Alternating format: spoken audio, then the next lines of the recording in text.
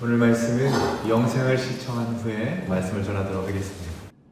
40개월 미만 자녀를 둔 젊은 아버지들에게 아동학습 발달에 미치는 아빠의 역할이라는 명목으로 몰래 카메라를 실시했습니다.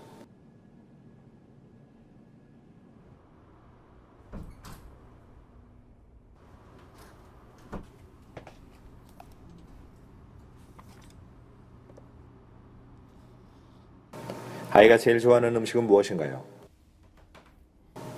아이의 자는 모습을 지켜본 적이 있으신가요?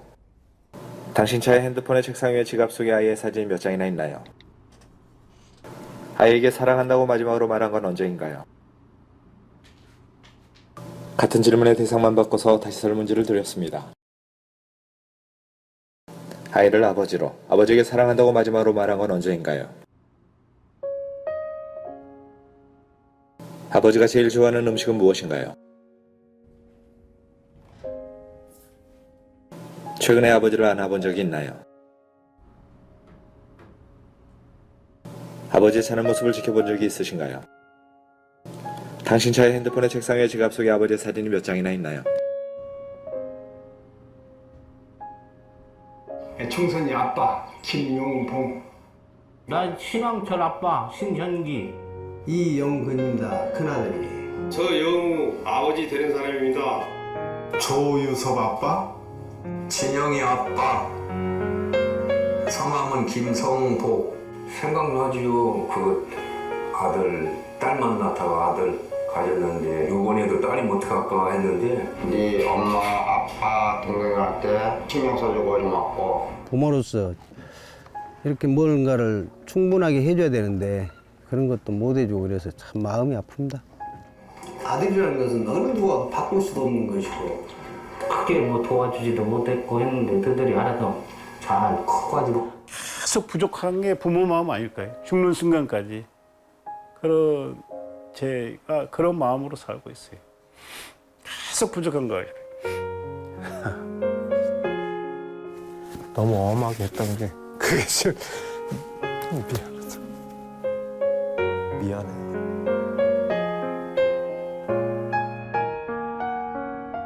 항상 내가 부족하고 항상 미안해요. 걔한테는.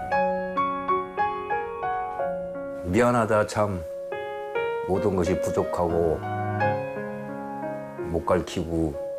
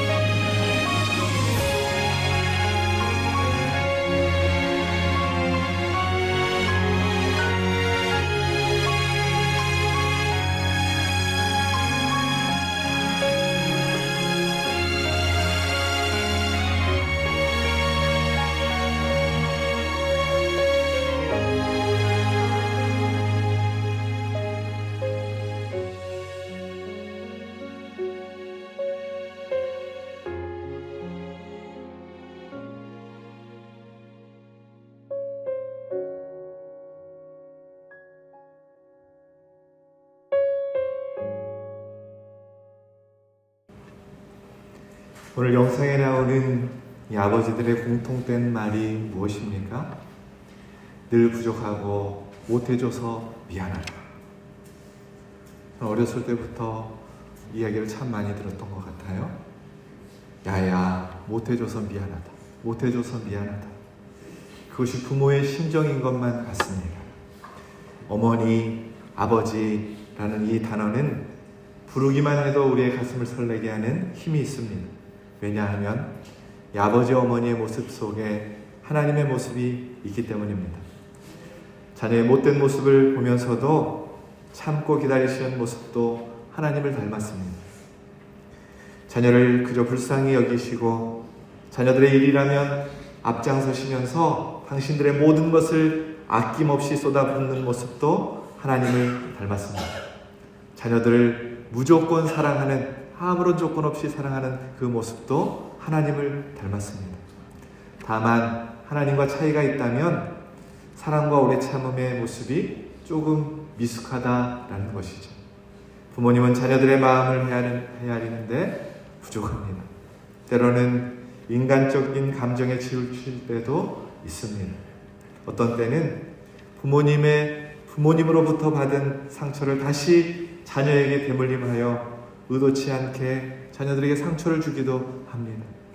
그러나 대부분의 부모님들은 자녀를 위해서 모든 것을 다 내놓는 그런 분들이 부모님이십니다. 어떤 군대 목사님이 군목이 군 하사관들을 대상으로 교육을 했어요. 교육을 하면서 이렇게 물었답니다. 하사관들은 그냥 장병이 일반 장병이 아니라 간부들, 하사관 간부들입니다. 그 간부들에게 이렇게 물었어요. 여러분이 만약 휴가를 나갔는데 고향 어귀에 흐르는 강물이 집중호우로 넘쳤습니다. 그 강물 속에 사랑하는 부모님, 아내, 자식, 형제들이 떠내려가고 있는데 그때 단 한 명만 구할 수 있다면 여러분은 누구를 구하시겠습니까? 이렇게 군 하사관들에게 질문을 했어요. 어떤 사람은 아내를 구하겠다고 하고 어떤 사람들은 자녀를 구하겠다고 하고, 그런데 유감스럽게도 부모님을 구하겠다는 그 하사관은 한 사람도 없었다는 것입니다. 그 목사님이, 그 군목이 똑같은 질문을 경로대학에 가서 이렇게 했답니다. 그랬더니 놀랍게도 이 부모님들의 반응이 다 똑같았다는 거예요. 오직 자기 아들 먼저 구하겠다는 것이었어요. 여러분, 이것이 부모님의 마음인 것 같습니다. 성도들에게는 세 명의 부모님이 있다고 합니다. 세 분의 부모님이 있다고 합니다. 첫 번째는 하나님 아버지이십니다. 성경은 수도 없이 말하기를 여호와를 경외함이 지혜의 근본이고 하나님을 공경하는 것이 모든 복의 근원임을 우리에게 가르쳐주고 있습니다. 우리를 만드신, 오늘 저와 여러분을 존재케 하신 분이 우리의 아버지, 영의 아버지 하나님이십니다. 두 번째는 육신의 부모님입니다. 낳아주시고 길러주신 아버지, 어머니, 부모님이십니다. 세 번째는 영적인 목회자입니다. 하나님의 부름을 받고 신앙 안에서 성도들을 돌보며 양육하는 목회자가 부모님입니다. 이 세 분의 부모님은 모두 우리에게 공경의 대상입니다.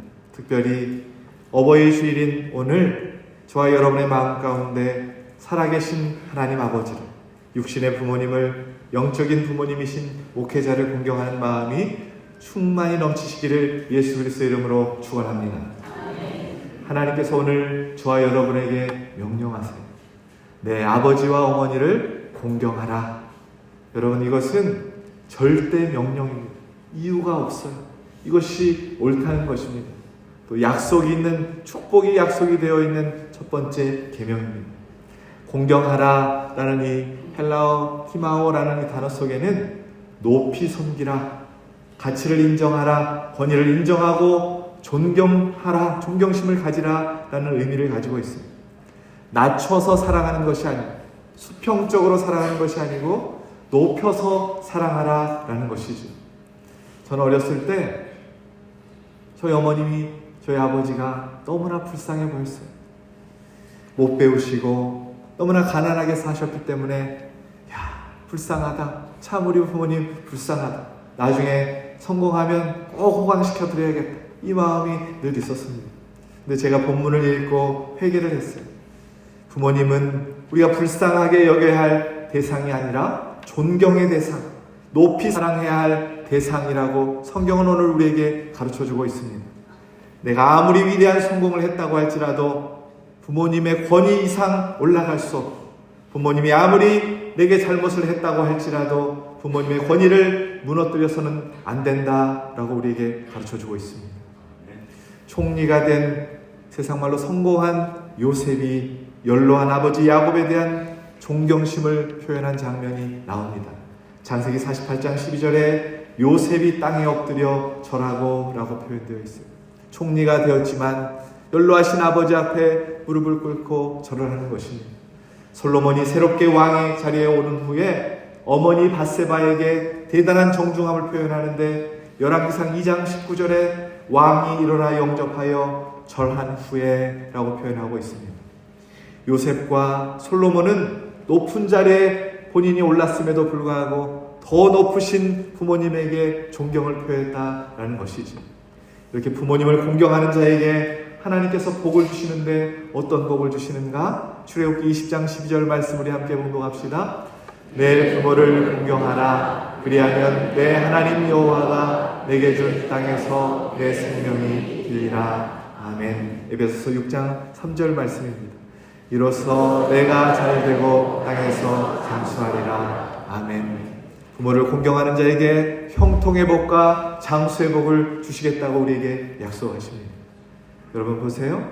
공경은 부모님께 해는 복은 하나님이 주신다는 것입니다. 이삭이 아버지에게 순종해서 100배 축복을 받습니다. 요셉도 아버지를 기쁘게 봉양함으로 기근이 심할 때 고센 땅에 가족이 거할 수 있도록 그렇게 땅을 복을 받습니다. 룻은 시어머니를 잘 봉양함으로 그 후손에서 다윗과 예수 그리스도가 나오는 자손의 축복을 받게 됩니다. 솔로몬은 아버지 다윗의 유언대로 성전을 건축해서 평화를 누리는 복을 받게 됩니다. 요나답의 자손은 선조의 명령을 잘 지킴으로 자자손손의 복을 받게 됩니다. 여러분, 이 땅에서 잘 살기를 원하십니까? 부모님을 공경하십시오. 여러분, 이 땅에서 오래오래 살기를 원하십니까? 부모님을 공경하십시오. 그런 의미에서 우리 옆사람과 인사 한번 하겠습니다. 부모님을 공경하며 삽시다. 그러나 반대로 성경은 우리에게 분명하게 가르쳐주고 있습니다. 부모를 거역하는 자는 어떤 벌을 받나, 징계를 받는지 우리에게 가르쳐주고 있습니다. 출애굽기 21장 17절 말씀 우리 함께 봉독합시다. 자기 아버지나 어머니를 저주하는 자는 반드시 죽일지니라. 잠언 30장 17절 말씀입니다. 아비를 조롱하며 어미의 순종하기를 싫어하는 자는 눈을 골짜기에 까마귀에게 쪼이고 독수리 새끼에게 먹히리라. 아멘. 하나님은 부모님을 공경하는 이 일을 엄하게 우리에게 명령하고 계시는 것입니다. 김용규 교수님이 쓴 데칼로그라는 책에 문제 제기를 왜 하나님은 부모 공경을 이토록 중요하게 생각하시고 그리고 대인계명 10계명 중에 대인계명을 논할 때 매일 첫 번째 계명으로 5계명으로 이렇게 실어 놓으셨습니다. 사람과의 관계에 있어서 가장 중요한 계명으로 살인하지 말라보다 먼저 왜 부모를 공경하라 이 명령을 우리에게 주시는가 이렇게 의문을 제기합니다. 답을 찾아가는데 하나님은 부모 공경이라는 이 계명이 인간에게 있어서 가장 기본적이기 때문이라고 설명을 하고 있습니다. 부모 공경이 왜 가장 기본적인 계명이 되는 것인가? 우리가 어릴 때 우리를 위해서 잘해주시고 희생하셨기에 그 은혜를 갚아야 하기 때문에 이런 차원이 아니라 부모는 우리를 이 땅에 존재케 한 생명의 전달자이기 때문이라는 것입니다. 하나님은 생명의 주관자가 되시고 육신의 부모님은 그 주관자 되시는 하나님의 뜻을 따라서 그 생명을 전달하는 자라는 것이죠. 쉽게 예를 들어보면 송 목사는 5남이녀 중에 막둥입니다. 제가 만약에 요즘 시대라면 아마 못 태어났을 것 같아요. 우리 부모님이 요새 부모님들처럼 한둘만 낳고 키워야지 그랬다면 7째까지는 가지도 못하고 오늘 송 목사가 이 자리에 서 있을 수도 없겠구나. 참 다행이다 라는 생각이 들었어요. 저라는 존재는 없는 것이지. 그래서 부모님은 이 땅에 저를 존재케 하신 분이라는 것입니다. 그러므로 부모님을 공경하는 일은 우리 인생에 있어서 가장 기본이 되는데 그 이유가 무엇인가? 부모는 생명의 전달자라는 것입니다. 그리고 이런 존재론적인 감사 말고도 우리를 키우시면서 부모님들이 치르셨던 수많은 사랑과 희생, 대가 지불들에 대해서 감사를 모르고 살아간다는 것은 인간의 도리가 아닌 것이죠. 여러분 보세요. 10계명 중에 내 자녀를 목숨처럼 사랑하라 그런 계명은 없습니다. 그런 것은 말하지 않아도 이 자녀 사랑이라는 것은 본능적으로 하기 때문에 그런 계명이 없어요. 그러나 부모를 공경하라는 것은 하나님께서 십계명으로 정해놓으시고 우리가 애써야 한다고 우리에게 명령하고 있는 것입니다. 바라옵기는 하나님께 이 부모 공경이라는 것이 복받는 길임을 기억하여서 하나님의 명령에 순종함으로 이 땅에서 잘되고 형통케 되며 강건하게 장수하고 살아가시는 우리 유독교 모든 성도님들 되시길 예수 그리스도의 이름으로 축원합니다. 오늘 이 요한복음의 본문은 예수님께서 죽기 전에 자신의 어머니를 제자에게 부탁하시는 말씀입니다. 여자여 보소서 아들이니이다. 보라 내 어머니라. 이렇게 말씀하신 후에 사랑하는 제자 요한이 예수님의 어머니를 자기 집에 데리고 가서 모시게 되는 장면입니다. 여자여라는 표현은 우리의 정서적으로는 이것이 사람을 비하하는 말처럼 들릴지 모르지만 실제로는 전혀 그렇지 않습니다. 이 표현은 존경과 사랑을 품고 있는 말입니다. 영어로 보면 mom이라는 의미로 쓸 수가 있어요. 격식을 차리지 않고 더욱 친근하게 표현하는 표현입니다. 하지만 당시 어머니를 여자여라고 불렀던 것은 없었어요. 왜 그러면 예수님은 어머니를 여자여라고 이렇게 특별하게 부르고 있는 것일까요? 아마도 어머니에 대한 사랑과 존경을 보이면서 동시에 예수님이 단순한 아들이 아니라는 것을 모든 백성들에게 알려주시기 위함이었던 것 같습니다. 그러면 제가 한 가지 여러분에게 질문을 하겠습니다. 속으로 한번 맞춰보세요. 예수님은 공생의 기간에 어머니를 봉양하셨을까요? 안 하셨을까요? 오늘 본문을 한번 보세요. 지금 예수님은 어머니를 제자에게 부탁하고 있습니다. 그렇다면 지금까지는 누가 예수님의 어머니를 봉양했다라는 말입니까? 예수님이 하셨다라는 것이죠. 물론 예수님이 직접 봉양하셨는지 예수님의 공동체에서 마리아가 자연스럽게 봉양을 받았는지는 확실하지 않아요. 다만 예수님이 책임지고 마리아가 어려움 없이 지내도록 해드린 것은 틀림없다라는 것입니다. 그러나 이제 예수님이 죽으시면 예수님만큼 이 어머니를 돌볼 사람이 없어지게 될 것입니다. 예수님의 공동체도 이제 와야 될 것입니다. 그래서 예수님은 당신이 없어도 이 어머니를 책임질 한 사람이 필요했던 것이지. 그래서 제자에게 부탁하고 있는 것입니다. 여러분, 예수님의 일생을 한번 생각해 보세요. 특별히 공생애를 한번 생각해 보십시오. 예수님은 온 인류를 구원하시기 위하여 이 땅에 오셔서 일하신 분이십니다. 이런 분이 어머니를 돌볼 겨를이 어디에 있었겠습니까? 그런데도 예수님은 어머니를 그 바쁘신 중에도 돌보셨다는 것입니다. 어떻게든지 굶주리거나 헐벗지 않도록 하셨습니다. 그 중요하고 바쁜 일정 가운데서도 어머니를 책임지고 계셨던 것이지. 그리고 지금은 어떤 때입니까? 온 인류의 죄를 대속해서 구원하기 위해서 십자가에 죽으시는 시간입니다. 세상을 구원하시려는 하나님의 뜻을 이루어드려야 되겠다는 생각으로 가득 찬 시간입니다. 죽어가는 인류를 구원하기 위해서 사랑이 넘쳐나는 시간입니다. 이런 시간에도 예수님은 육신의 어머니를 지금 배려하고 있는 것이죠.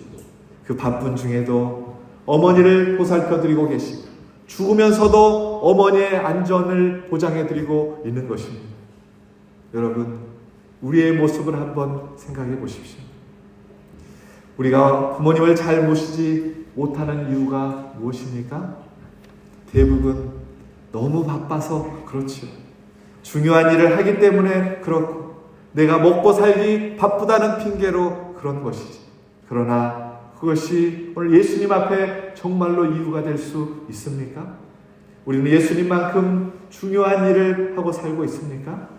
예수님만큼 그렇게 바쁘게 살고 계십니까? 십자가에 달리신 예수님만큼 그런 고통스러운 상황 가운데 놓여 계십니까? 오늘 부모를 공경하라, 이 일이 얼마나 중요하면 하나님께서 십계명에서 인간관계에 있어서 가장 중요한 계명이라고 우리에게 명령하고 계시고, 이것이 얼마나 중요하면 예수님이 죽으실 때 유언으로 이 모습을 우리에게 보여주시며 가르쳐주고 계시겠습니까? 그러면 형제가 많은데도 꼭 내가 이 일을 해야 합니까? 내가 책임져야 합니까? 이 물음이 있습니다. 사실 많은 사람들이 이 문제로 고통을 겪습니다. 심지어 형제 간의 우애가 상하기도 합니다. 여러분, 오늘 본문을 보시면 좀 이상하다는 생각이 들지 않으십니까? 저는 이 본문을 읽고 이상했어요. 왜 제자에게 어머니를 부탁하실까? 저는 이것이 이상했습니다. 예수님은 동생도 있었습니다. 남동생만 4명이었습니다. 여동생들도 있었습니다. 마가복음 6장 3절에 우리 함께 봉독합시다. 이 사람이 마리아의 아들 옥수가 아니냐? 야고보와 요셉과 유다와 시몬의 형제가 아니냐? 그 너희들이 우리와 함께 여기 있지 아니하냐 하고 예수를 외쳐간지라. 아멘. 야고보와 요셉과 유다와 시몬이라는 동생도 있었고 여동생도 누이들이라고 복수로 표현된 것을 보면 2명 이상의 여동생이 있었다라는 것이죠. 그렇다면 예수님이 지금 동생들에게 어머니를 부탁하는 것이 정상입니다. 아니, 동생들이야 자동적으로 어머니를 보살펴 드릴 테니 굳이 제자에게 부탁할 필요도 없는 것이죠. 그러나 예수님은 제자에게 어머니를 부탁하고 있습니다. 이것은 그동안 동생들이 예수님의 어머니를 봉양하지 않았다는 것을 보여주는 것입니다. 왜 그랬을까요? 이때까지 예수님의 동생들은 예수님을 믿지 않았습니다. 예수님을 배척한지라 라고 말씀하고 있습니다. 어머니만 이 예수님을 믿고 예수님이 부활하신 후에는 동생들도 믿었지만 이 공생의 때에는 예수님을 믿지 않고 비난하고 배척했다라는 것이죠. 그래서 아마 예수님을 따르는 어머니와도 거리가 멀어졌던 것 같습니다. 이런 상황에서 예수님은 세상 구원을 위해서 말할 수 없이 바쁘지만 어머니를 본인이 돌보고 계셨던 것입니다. 그리고 지금 동생들이 어머니를 제대로 섬기지 못할 것을 아신 예수님께서 일단 어머니의 안전을 위해서 사랑하는 제자에게 이 어머니를 부탁하고 있는 것입니다. 여러분, 어머니 마리아의 입장에서 한번 생각해 보세요. 마리아는 처녀의 몸으로 예수님을 잉태했습니다. 이것은 분명히 축복입니다. 그러나 이것 때문에 마음고생이 얼마나 심했겠습니까? 처녀가 애를 가졌으니 남에게 말 못하고 얼마나 고통스러운 시간을 보내야만 했겠습니까? 그리고 고향에서 배척을 받는 이 아들 예수님 때문에 애굽으로 피난 가서 고생을 해야만 했습니다. 남편 요셉은 일찍 죽고 예수님이 목수일을 하면서 큰아들 예수님이 목수일을 하면서 이 어머니를 모셨지만 어느 날 갑자기 예수님은 목수일을 그만두시고는 복음을 전하기 시작하는 것입니다. 심지어는 아들을 따르던 많은 사람들이 예수님을 배척하고 그 아들이 십자가에 죽게 되었으니 그 아들을 바라보는 어머니의 심정이 어떠했겠습니까? 옛말에 부모가 죽으면 산에 묻고 자식이 죽으면 가슴에 묻는다라는 말이 있습니다. 지난 3월 26일은 2010년 천안함 사건이 있고 약 10주년이 지난 날이었습니다. 14년이 지난 14주기 추모식이 있었던 날이었습니다. 그 사건을 바라보고 한 시인이 자식을 먼저 보낸 어머니의 마음을 담은 시를 세상에 내놓았는데 제가 그거를 읽고 큰 감동을 받았어요. 여러분 한번 들어보세요. 제목은 어머니의 노래입니다. 서순원이란 분이 쓰셨어요. 아들아, 이 천안함 사건에 희생된 이 아들을 바라보는 마음으로 이 어머니의 마음이라는 글을 썼어요. 아들아, 칠흑같이 어둡고 차가운 물 밑 꽉 막힌 공간에서 얼마나 힘들었니? 살아보려고, 살아서 엄마에게 돌아오려고 얼마나 힘들게 발버둥 쳤니? 병으로 쇠약해진 몸도 아니고 쌩쌩한 젊음으로 그 목숨 넘기기가 얼마나 힘들었니? 마지막 숨을 몰아쉬며 보고픈 가족이, 가고픈 고향이 얼마나 그리웠니? 거기서 그대로 끝나버릴 너의 꿈이 얼마나 원통했니? 그런 널 생각하며 엄만 심장이 터져버릴 것만 같고 가슴은 천갈래 만갈래 찢어진다. 살아있으니 죽음보다 더 견디기 힘든 고문이다. 널 부르고 부르다 목은 잠겨버리고 가슴은 다 타 까만 숯검정이 되어 내쉬는 숨마다 파란 연기만 나올 뿐 그날부터 보이지도 않는 널 꼭 껴안고 밤낮으로 울부짖으며 몸부림쳤지만 이젠 널 보내려 한다. 이러는 건 널 아프게만 할 뿐 편하게 보내주는 길이 아닌 걸 알기에 아들아 제대하면 효도하겠다는 약속 못 지켜 미안하다는 말은 하지 마라. 내가 태어난 날 엄만 세상을 다 얻은 큰 부자가 되었고 너의 이쁜 자람을 보며 이 세상 그 누구보다도 행복했단다. 그것만으로도 엄만 충분해. 오히려 너에게 거슬러 줘야 해. 아들아 세상은 지금 온갖 봄꽃으로 곱게 단장했지만 올해의 봄은 엄마의 삶에서 가장 잔인한 봄이었고 엄마가 눈을 감는 순간까지 그렇게 기억될 거야. 아들아 엄만 널 잃은 그날부터 모든 감각기관이 마비되고 슬픔만을 아픔만을 감지하는 감각만 펄펄 살아 널 애타게 불러왔다. 불러도 대답 없는 가엾은 내 아들아 이젠 꼭 안고만 있던 널 놓아줄게. 이승에서의 힘들었던 기억, 아팠던 기억은 모두 내려놓고 행복한 기억만 가슴에 안고 가렴. 뒤돌아보지 말고 울지도 말고 고운 봄의 향기 타고 가벼운 마음으로 승천하렴.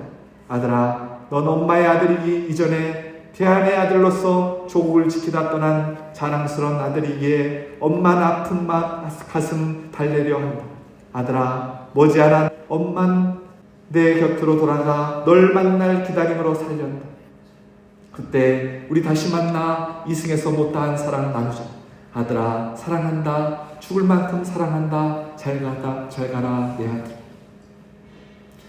여러분 어떠십니까? 자식을 먼저 보내는 어머니의 마음이 전해지십니까?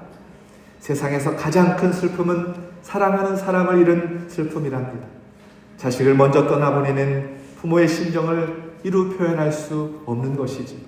주변에 그런 슬픔 당한 분들이 계시면 꼭 그분들을 위해서 기도해 주십시오. 손도 한번 꼭 잡아주시고 위로해 주십시오. 지금 예수님은 이 모든 것을 바라보며 자식을 먼저 보내고 슬퍼하실 어머니의 아픔까지도 느끼고 계신 것입니다.